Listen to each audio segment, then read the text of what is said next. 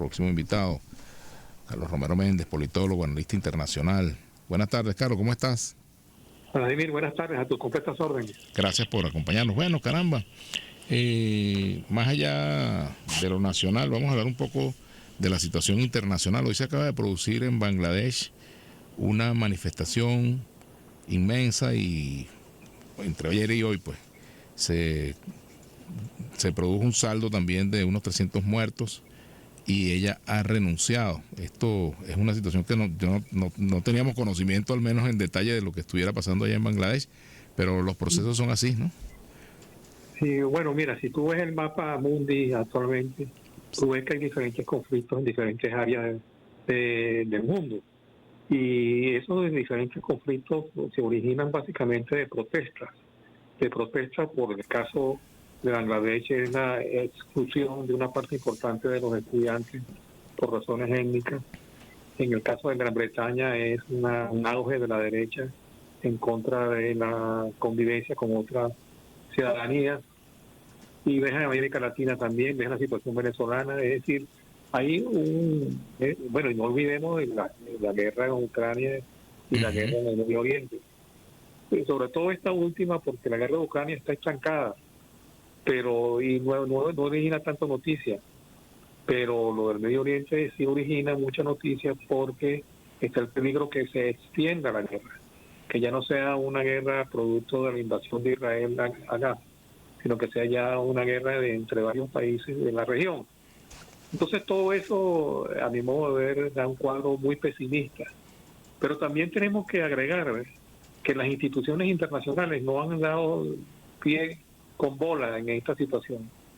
Naciones Unidas, por ejemplo, a mí se me olvidó Naciones Unidas y el secretario general, don Antonio Guterres, es decir, han estado ausentes de la situación, cuando son instituciones que desde el año 45 en adelante se emplearon en muchas ocasiones para apaciguar el conflicto, para dialogar con las partes internas, para promover el cese de la guerra civil en varios países, para promover la descolonización, etcétera. Es decir, hay un historial de Naciones Unidas que queda muy grande a la situación que se está viviendo en este momento. Y así, o sea, podríamos decir que las Naciones Unidas al día de hoy, tal y como está, deberían ser sometidas a un proceso de reforma, de refundación, reestructuración, en fin. De hace muchos años se viene hablando de este tema, pero nunca se hace nada al respecto. Yo creo que sí, porque como actor internacional que es, ha quedado desplazado. Es decir, hoy por hoy, las grandes decisiones se toman sin la concurrencia del secretario general de Naciones Unidas. Pero eso también pasa a nivel de las estructuras de las organizaciones de carácter multilateral en las regiones. Es decir, la falta de presencia también de los organismos internacionales de América Latina, por ejemplo, la OEA, la CELAC, UNASUR, etcétera, también han sido desplazadas. Y eso lo vemos también en el caso de la Unión Europea, que es al revés, no ha sido desplazada, sino que ha agarrado, ha tomado áreas que pertenecen a la política exterior de cada uno de los países. Y está haciendo ahora política exterior, política interna. Es decir, una especie de macrogobierno que está siendo muy criticado por algunos miembros de la Unión. Entonces, en general, la situación se agrava, no solamente porque hay un conflicto, sino también porque no hay manera de solucionar. Ahora, aló, Carlos. Te oigo. A propósito de todo esto, fíjate, en el caso de la OEA, también la Organización de Estados Americanos produjo un documento sobre Venezuela y no fue aprobado, mejor dicho, se llevó a un documento, no fue aprobado, faltaron votos para aprobarlo. Sin embargo, hay una mediación en este momento entre los gobiernos de Lula da Silva, de López Obrador, México, y de Petro, Colombia, Lula, Brasil, en el caso venezolano. Tampoco la OEA pareciera tener incidencia, por ejemplo, bueno, el caso de Venezuela porque no está en la OEA como tal. Quizás una declaración puede pasar o que no se produzca, pero su incidencia real en Venezuela no existe. Y tampoco como órgano ha tenido efectividad en otros conflictos regionales, ¿no? Sí, fíjate, hay dos cosas. Primero, que en la OEA Venezuela no pertenece desde el año 2019. Venezuela, por decisión propia del gobierno, se retiró de la OEA. Pero la OEA cometió, a mi modo de ver, un error que reconoció otro gobierno de Venezuela y tuvo un representante que desde el punto de vista jurídico dejó mucho que desear. Primer punto. Segundo punto, nadie votó en contra de la resolución. O se abstuvieron o votaron a favor, pero no nadie votó en contra. Eso en segundo lugar. Y en tercer lugar, el vacío de las organizaciones multilaterales acelera la posibilidad de las decisiones personales, es decir, de la inclusión en las negociaciones internacionales de figuras, de líderes de carácter personal, pero a mi modo de ver deja mucho que desear desde el punto de vista institucional. Es decir, es cierto que a la falta de pan buenas son tortas, ¿no? Es decir, como no hay instituciones sólidas y fuertes y necesarias, etcétera, eso da lugar a que las iniciativas sean de carácter personal. Pero la de carácter personal también tiene que ser bien recibida por dos razones. Primero, porque tratan de evitar que lleguemos a mayores, en el caso venezolano, y en segundo lugar, tienen que tomar decisiones y tienen que tomar un rol importante en el proceso de negociaciones porque no está la ausencia de las instituciones.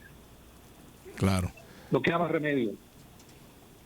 Bueno. Y entonces en ese contexto hay que celebrar las iniciativas que han desarrollado los presidentes de Colombia y Brasil, entre otros.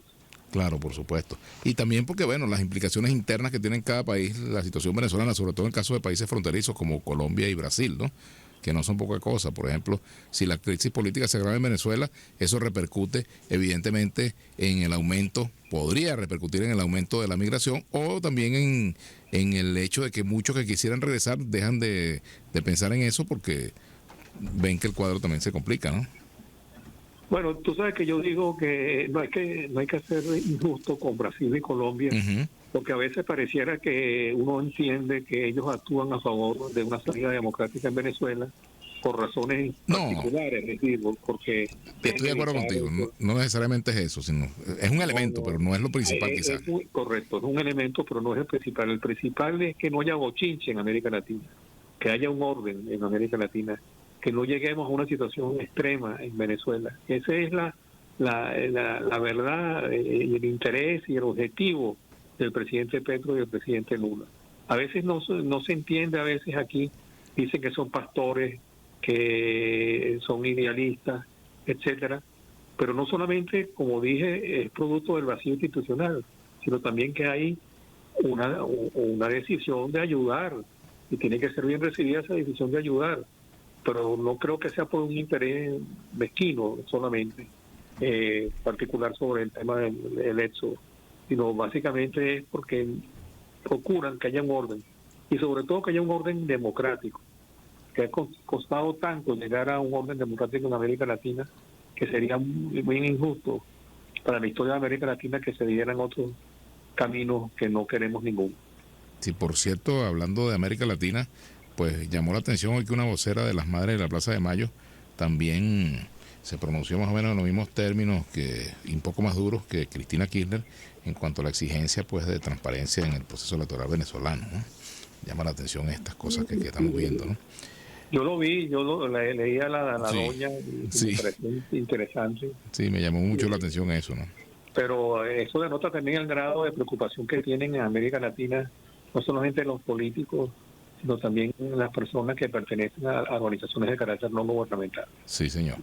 Mira, Carlos, me gustaría comentar contigo también sobre Estados Unidos, la candidatura de Kamala Harris, que ya logró la cantidad de delegados necesarias para ser candidata oficial del Partido Demócrata. Y parece que las expectativas como que no son tan negativas como algunos veían ante un eventual retiro de Joe Biden. Pues ya prácticamente nadie habla de Biden en cuanto a la carrera presidencial. Se concentran pues más en generar expectativas sobre el resultado que pueda darle esta nueva candidatura, ¿no?, al Partido Demócrata. Bueno, se supone que hoy iba a nombrar el vicepresidente. Sí. Había tenido ya varias reuniones con precandidatos, gente muy interesante, senadores, gobernadores, diputados, representantes a la Cámara Baja de los Estados Unidos, etcétera.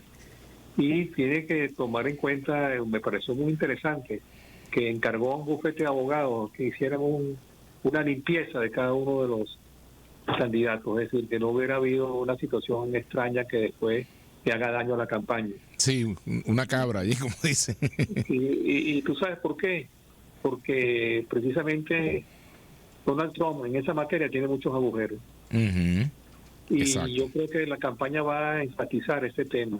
Así como la campaña de Trump enfatizó la edad de Biden, que indudablemente era un problema, los demócratas van a estar haciendo hincapié en la ilegalidad de la candidatura de Trump y de su persona, digamos. Ahora, lo interesante para mí es que una vez que se lanzó la Kamala Harris, una vez que se lanzó, hubo dos grandes reacciones positivas. Primero, aumentó el porcentaje y segundo, aumentó las donaciones. O sea que en los Estados Unidos la política se mide por las donaciones.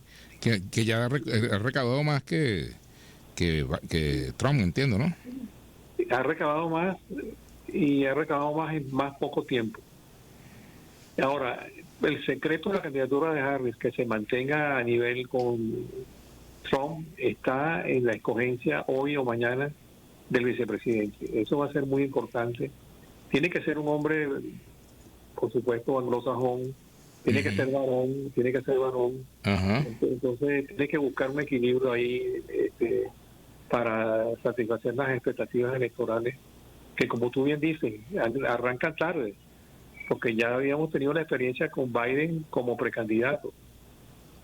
Fíjate, ahora, de hecho se está anunciando que ya arrancará con una gira mañana mismo al anunciarlo, ¿no? Al darse a conocerse el nombre del candidato, ¿no? Claro, lo anuncia y se lo lleva ya para la campaña, porque hay muy poco tiempo. Las elecciones son el 1 de noviembre, pero hay muy poco tiempo en lo que son las campañas americanas. Sí. Que hay que dedicarse a ciertos estados, que hay que ir 3 o 4 veces a las capitales, etcétera, que hay que recoger fondos, que hay que buscar también el apoyo positivo y fuerte de los representantes, senadores y jefes políticos del Partido Demócrata, porque quedaron un poco así como en la estratosfera cuando vinieron los problemas de Biden. Fíjate que por aquí se dice que el gobernador de Pensilvania, Josh Shapiro, es uno de los favoritos, ¿no? Para asumir la candidatura a la vicepresidencia. En las apuestas de Las Vegas, tú sabes que esto es una medición política también. Ha estado de primero el gobernador de Pensilvania. Bueno, también Tim Walz y Mark Kelly, pero ya veremos finalmente por quién se decide la señora Harris, que, bueno, fíjate, Trump decía que era una falsa afrodescendiente, que ahora está el asunto de su color de piel, ¿no? También, en medio de la campaña. Eso fue un gran error, y se midió la opinión de Trump, y indudablemente fue un gran error haber metido en esa materia y en la materia feminista también. Sí, o sea que no pudiéramos estar hablando no de un cisne negro, sino de una cisne. Bueno, mira, por lo menos están equiparados, que eso es lo más importante. Que eso le da vida a la campaña electoral y le da vida a la democracia americana. Claro, fíjate, el esquema de una campaña entre una fiscal y un criminal, que es lo que han hecho ver por los lados demócratas algunos columnistas, en fin, ¿eso tendría éxito? Bueno, tiene éxito en cuanto a, digamos, a cuanto Trump responda. La manera como él va a responder, si es una manera como nos tiene acostumbrados, no le haría efecto a su campaña. En este momento tiene que entender que tiene un contrincante que está hablando radicalmente distinto a él. Y a él le quedan dos opciones, o sigue hablando como habla, o se modera y busca otros votos que están en este momento neutrales tanto en el Partido Republicano como en el Partido Demócrata. Bueno, te agradezco mucho, Carlos. No es fácil, no está fácil, no. Vamos a esperar. Bueno, finalmente frente a esto, el tema Venezuela o el tema América Latina en esta campaña, ¿cuánto pesa realmente? Solamente pesa en un punto, el tema de los migrantes. El tema de la coexistencia con migrantes latinoamericanos en Estados Unidos, sus condiciones legales, su futuro, etcétera. Eso es lo único que realmente en este momento tiene prioridad en la agenda de América Latina, en la Casa Blanca y en el Congreso. Bueno, te agradezco mucho, Carlos. Gracias por atendernos, como siempre. A la hora, hasta luego. Un gran abrazo, Carlos Romero Méndez.